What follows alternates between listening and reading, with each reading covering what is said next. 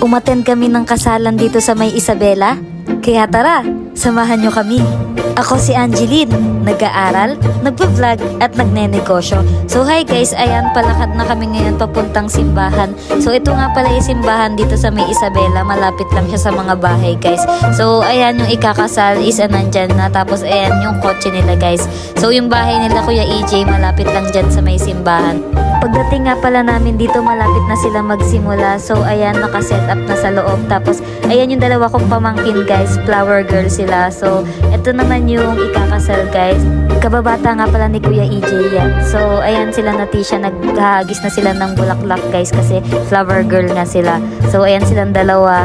After nga pala nila maglakad guys, ayan yung next, si mama una nila. So si mama una nila guys, ayan yung mama ni Kuya EJ, asawa ni Ate Pem. So ayan, tas mga ninang na guys. Tapos ito nga pala yung bride guys, ayan yung ikakasal. So ayan guys, ang ganda-ganda niya, grabe, parang printed yung mukha niya kasi grabe ang ganda. So may kamukha siya guys, alam niyo yung sa Mitch, tapos si Mitch doon. Ayan, kahawig niya guys. So ayan, ang shoutout nga pala sa bride. Ang angas din ng gown niya guys, ayan o, napakahaba.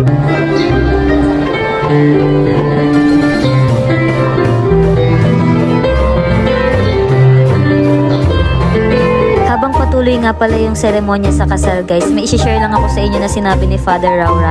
Ito yung nagdarasal tayo sa Panginoon, hindi upang ipaalala sa Kanya na may kailangan tayo, kundi upang ipaalala sa atin na may iniintay tayong tiyak na piniprepare ng Diyos na blessing para sa atin. So ayan guys, maaari sa kanilang dalawa, ayan na yung blessing na prepare sa kanila ni God.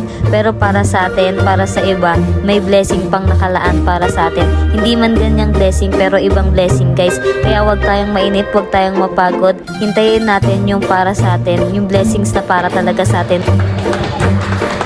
Bilang ako ng tatlo. 1, 2, so yun, napakatagal. 3. Yeah, patama na. Patama na sila. So ayan guys, tapos na nga pala yung kasal. Ayan, nagkapirmahan na sila. Ayan yung papel na pinirmahan nila guys. Tapos ayan, nag-kiss the bride na din sila. So congrats po sa inyo. Ayan, nag-picture taking na nga pala muna sila guys. Tapos sunod niyan yung mga pamilya naman nila.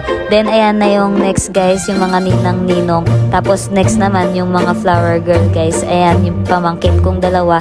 Then ito guys, pumunta na kami sa my reception area. So ayan, napakaganda guys ng pagkagawa guys. Ayan, napakaangas, sobrang solid ng gawa nila. Ayan yung details guys sa may bubong. So dinaanan namin yan nakaraan, simple lang, pero ayan, pagbalik namin bongga na, napakaganda na.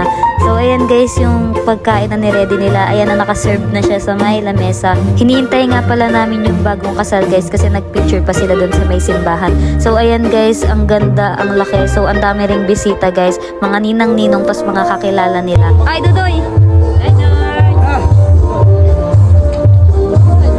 Habang naghihintay nga pala kami guys, ayan, pumunta kami sa may photo booth area. So ayan, tinry namin. Kasi guys, pag naka-picture ka dyan guys, makukuha mo na agad yung copy. So ayan yung akin guys, 3 shots yan, pero ayan, ang ganda. Ito naman si mama una guys, nagpa-picture din siya. Tapos ayan sila Ibon, kasama yung papa niya, tsaka yung pinsan niya. Morning and fall in love with each other and over again.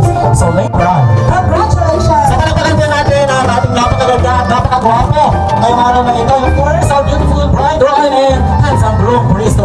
So, The presence of our beloved principal, Ma'am Rafi D. Carrel.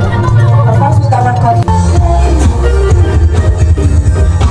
Nga pala guys, kasabay ng kasal nila, birthday ngayon ng groom. So ayun, shoutout sa kababata ni Kuya EJ. Salamat sa pag-imbita at salamat sa pakain. So ayan guys, meron silang show money, tapos sasayaw lang sila, bibigyan na sila ng pera, sasabitan na sila ng pera. So dito ko na rin pala tatapusin yung vlog ko guys. Salamat sa panonood, next vlog naman ulit. Bye! And don't forget to follow my social media accounts. Thank you!